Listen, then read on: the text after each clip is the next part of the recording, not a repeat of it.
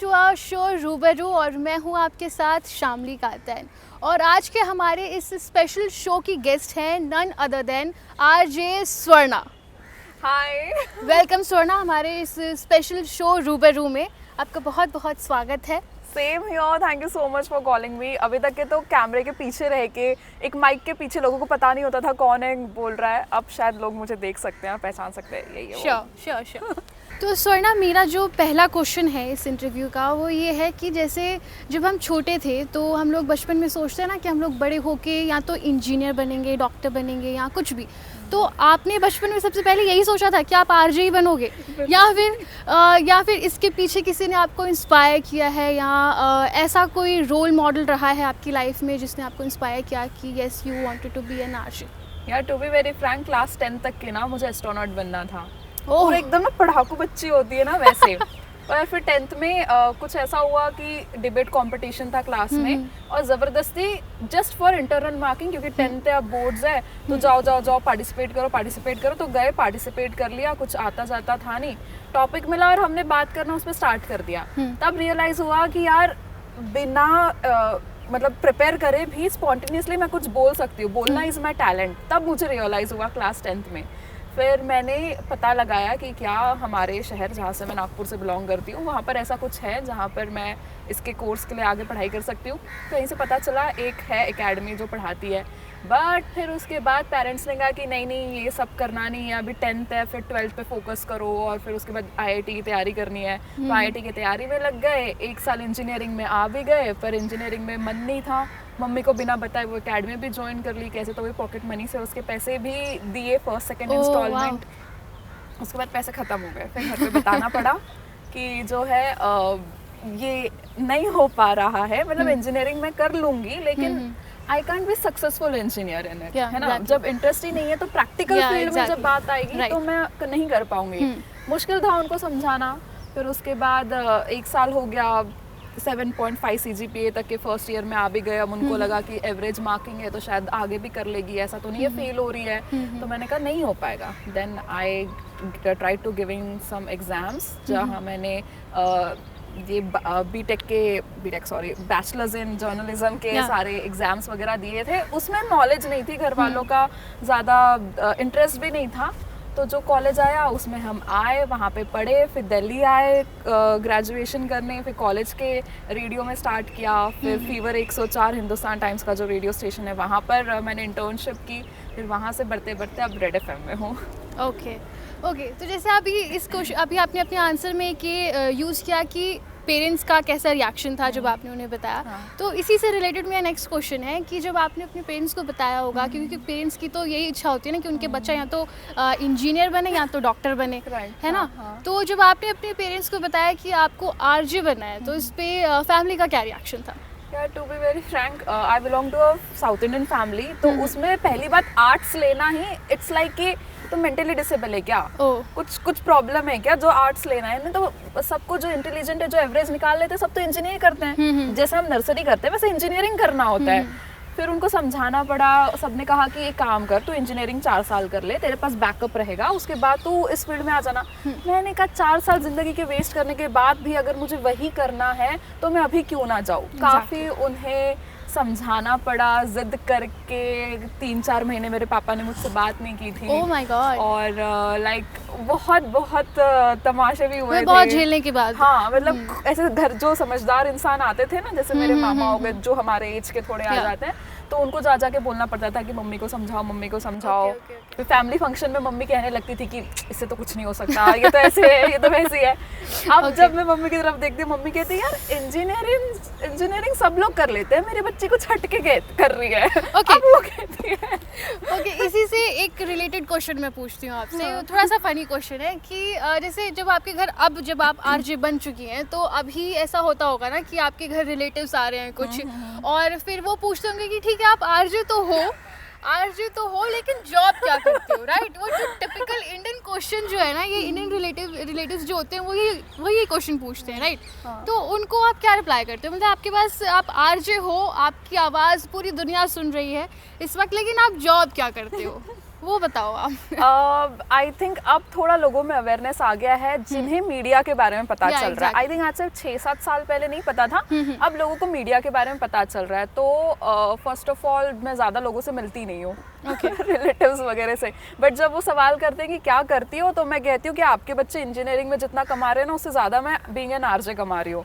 तो फिर उनकी बोलती बंद हो जाती है। ओके तो जो मेरा नेक्स्ट क्वेश्चन है स्वर्णा, वो आई थिंक उस क्वेश्चन से ना I think her RJ relate करेगा। ओके तो मेरा क्वेश्चन है वो, मतलब कि ऐसा नहीं है कि मैंने कोई टिपिकली प्लान किया था कि मैं ये क्वेश्चन आपसे पूछूंगी। ओके ये पूरी आवाम की एक जानने की चाहत है कि इस क्वेश्चन को मैं आपसे पूछूं। तो जैसे कि लोग कहते हैं ना कि आरजे का काम क्या होता है, 4 घंटे ऑन एयर पे बोलना। ओके और उसमें बक बक बक बक कर दो, 4 गाने लगा दो और 4 स्क्रिप्ट पढ़ दो। तो ऐसा सच में है? और अगर ऐसा नहीं है तो आप हमारे चैनल पे ना खुल के बोल सकते हैं, कोई नहीं रोकेगा आपको। आप आज इसको क्लियर करो। ऐसा बिल्कुल नहीं है कि आरजे सिर्फ 4 घंटे का या 3 घंटे का शो करते हैं। Exactly. एक तो 3 या 4 घंटे के शो को बोलने से पहले आपको प्रिपरेशन करनी होती है, जिसके लिए हमको 2 घंटे देने होते हैं। कई बार अगर मुद्दा बहुत स्ट्रॉन्ग है, अगर हमें एक्सपर्टीज को हमारे शो में लाना है, तो उसके लिए ज़्यादा भी टाइम लग जाता है। पर हम मिनिमम मान के चलते हैं 1 से 1.5 घंटा लग जाता है। फिर शो के बाद क्या करते हैं? शो के बाद अब अगर आप देखो तो रेडियो सिर्फ रेडियो नहीं रहा है, radio is now becoming a digital platform, जहाँ पर आरजेस को आप देखते हो, उनके वीडियोस देखते हो, तो हमारे ऊपर भी प्रेशर होता है कि हमें रोज़ के वीडियोस बनाने हैं, वीकली ट्रेंडिंग वीडियोस बनाने हैं। हमें भी टारगेट दिया जाता है कि इतना इतना तुम्हारा व्यूवरशिप होना चाहिए, तो हम उस पर काम करते हैं। इसके अलावा भी बैकएंड टीम में बहुत काम चल रहा होता है, जनता के लिए कुछ करना है, सोसाइटी के लिए कुछ करना है, और उसको रेडियो पे कैसे प्रेजेंट करना है, कई सारी चीज़ें चलती रहती है। तो कई बार तो हम रात भर ऑफिस में सोते हैं जस्ट बिकॉज क्रिएटिव आइडिया नहीं आ रहा है, घर नहीं जाते हैं, और स्ट्रगल है बट मजा भी है। स्ट्रगल हर फील्ड में। हाँ जी, हर फील्ड तो में काम करते हैं ये लोग, ऐसा नहीं है। ऐसा नहीं है। काम करते हैं। ओके सो मेरा नेक्स्ट क्वेश्चन है स्वर्णा कि अब तक आपके आरजे करियर में आपका बेस्ट शो, या जो भी आप कहें कि ये बेस्ट मैंने ऑन एयर लिया, या फिर किसी भी बॉलीवुड सेलिब्रिटी के साथ आपने जो भी आपका चैट शो रहा हो, कोई ऐसा शो जो सबसे ज़्यादा आपको लगा हो कि ये मेरे लाइफ का अब तक का बेस्ट शो था? अब तक मैं रेडियो पे फिलहाल बॉलीवुड रिलेटेड शो करती हूँ। राइट। तो उसमें क्या होता है ना, जब हम बॉलीवुड की बात करते हैं तो बॉलीवुड इज़ अ इंडस्ट्री जहाँ मेन रूल करते हैं, टू बी वेरी फ्रैंक। अगर हम बात करें आज टॉप एक्टर्स की, तो लोग खान्स का नाम लेंगे, लोग नहीं नाम लेते हैं दीपिका पादुकोण का या माधुरी दीक्षित का, वो सेकेंडरी में आ जाती है। तो मैंने लास्ट नवरात्रि जो 2020 में हुई थी, उसमें पूरे 9 दिन एक पूरी एक्टिविटी की थी शीरोइंस के ऊपर, जहाँ पे मैंने बात किया था बॉलीवुड के नहीं एक्ट्रेसेस से, बॉलीवुड की comedian, female set designer, female cinematographer जो बहुत कम आपको इंडस्ट्री में देखने को मिलते हैं, female costume designers, female directors, producers, Guneet Monga and all, उन सबसे बात की थी, जो ऑस्कर्स तक के हमारे इंडिया को लेके गई है बीइंग अ फीमेल। तो उन सब से मैंने कांटेक्ट किया था, हमने उनके बारे में बात की और ये बताया कि हर क्षेत्र में जो है वुमेन है वहाँ पर, और ऐसी कोई कमी नहीं है, फील्ड वर्क हो, बैकग्राउंड का वर्क हो, ऑन स्क्रीन वर्क हो, हम सब कर सकते हैं। तो वो अभी तक का मेरा मोस्ट मेमोरेबल और मोस्ट सेटिस्फाइंग वर्क रहा है। ओके तो आपने जो शीरोज के बारे में, शीरोइंस, ओके राइट, तो जो आपने शीरोइंस के बारे में बताया, इसमें क्या ऐसा स्पेशल था, या ऐसा क्या इसमें जो भी आपने इसमें बताया कि उसमें ऐसा क्या स्पेशल था जो आप हमें बता सकती हैं, मीन्स कि उससे रिलेटेड, या उसमें जो आपने जिनके भी इंटरव्यूज़ आपने उसमें लिए? मेनली मैंने सबसे मेमोरेबल मेरे लिए जो इंटरव्यू रहा था वो था गुनीत मोंगा का। अगर आपने पीरियड्स डॉटर ऑफ इंडिया वाला एक वो डॉक्यूमेंट्री देखी होगी, तो वो the periods end of sentence, उसमें उन्होंने मुझे बताया था कि how she was at the age of 18 from Delhi she went to Mumbai, और मुंबई जाने के बाद उन्होंने वहाँ पे स्ट्रगल किया, कैसे वो मॉल्स में खड़े हो के हर किसी से बोलती थी मुझे स्पॉन्सरशिप दे दो, मुझे स्पॉन्सरशिप दे दो। तो वो जिल जो उनके अंदर मुझे नजर आया, चाहे लड़का और लड़की हो, कोई भी ये काम कर सकता है, और at the age of 17 and 18 अगर वो जा सकती है तो कोई भी कर सकता है। yes, वो चीज़ मुझे सबसे मेमोरेबल लगी। एंड सेकंड वाज जब मैंने दीप्ति गुप्ता से बात की है, जिन्होंने एक अपकमिंग डॉक्यूमेंट्री है शट अप सोना करके, जिसके ऊपर सोना मोहापात्रा उसमें कास्ट की गई है, बहुत जल्दी रिलीज हो जाएगी हम सबके लिए। तो उसके बारे में उन्होंने हमें बताया था कि जब वो सिनेमेटोग्राफर बनी थी तो उनके ट्रेनिंग टाइम पे जब वो इंस्टीट्यूट में थी, जब वो पढ़ाई करती थी, तो उनको कहा जाता था कि ये हैवी इक्विपमेंट्स लड़कियां नहीं उठा सकती है, but how she fight against it, और अपने घर वालों से लड़ झड़ के वो कैसे सामने तक आई।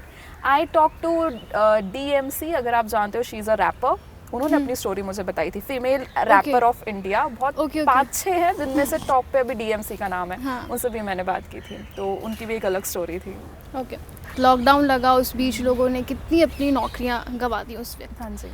तो उस वक्त आपने कैसे काम किया, क्योंकि आप RJ हो, तो RJ के हिसाब से आपका शो ऑन एयर जाना चाहिए, आपकी रिकॉर्डिंग्स वगैरह वगैरह, आपने वो सब कैसे मैनेज किया उस वक्त? कोरोना टाइम की बात करूँ तो ये सिर्फ ना ही आपके लिए, मेरे लिए, पूरी दुनिया के लिए सबसे टफ टाइम था। सिर्फ घर के अंदर बैठना नहीं होता, आप मेंटली भी बहुत डिप्रेस हो गए थे। जब मैं अपने घर से बाहर रह रही हूँ, काफ़ी किलोमीटर दूर रह रही हूँ, तो काफ़ी चीज़ें हमने भी फेस की थी। वर्क फ्रॉम होम मिला था, हमें घर से इक्विपमेंट्स दिए थे, घर से हम काम तो कर रहे थे। क्रिएटिव काम तभी होता है जब आप 4 लोगों के बीच में जाते हो, उनसे आप डिस्कस करते हो, क्रिएटिवनेस निकलती है। तो उस वक्त जब हमें कॉल्स और मैसेजेस आ रहे थे कि मेरी नौकरी चली गई, मैं डिप्रेशन में हूँ, तो हमें अपना डिप्रेशन भुला के उनको एनकरेज करना पड़ता था कि नहीं, कोई बात नहीं, ऐसा ऐसा हमारे साथ भी हो रहा है, अगर हम आगे बढ़ रहे हैं तो आप भी आगे बढ़ सकते हो। और फिर एक कहते हैं साइंस में कहा जाता है कि energy neither be created nor be destroyed, it just transforms from one form to another. तो मेरे लिसनर्स की एक एनर्जी मुझे मिलती थी, जो मुझे कॉल करके कहा करते थे कि अब हमारे पास कुछ साधन नहीं है, ना टीवी पे कुछ देखने के लिए इंटरेस्टिंग बच्चा है, OTT प्लेटफॉर्म तब बहुत ज़्यादा लोग नहीं देख रहे थे, तो वो रेडियो सुनते थे और वो कहते थे कि आप हमें इंस्पायर कर रहे हो, आप काम कर रही हो ना रोज़, आप आके हमें एंटरटेन कर रही हो ना, तो आप मेरे किचन में बज रही हो, मैं खाना बनाते बनाते आपको सुन रही हूँ, आपकी चीज़ों को रिलेट कर रही हूँ। तो वो चीज़ें, वहाँ से हमें एनर्जी मिलती थी कि अगर लोग हमें पसंद कर रहे हैं, हमें सुन रहे हैं, तो हमें तो काम करना ही है। तो thank you so much Swarna हमारे साथ जुड़ने के लिए हमारे इस स्पेशल शो रूबरू में। तो ये थी हमारे साथ RJ Swarna from red FM। देश और दुनिया की तमाम बड़ी खबरों के लिए देखते रहिए NBC हिंदी। खबरों को लाइक, शेयर, सब्सक्राइब करना ना भूलें। Hey guys, I'm RJ Swarna from 93.5 Red FM. बजाते रहो।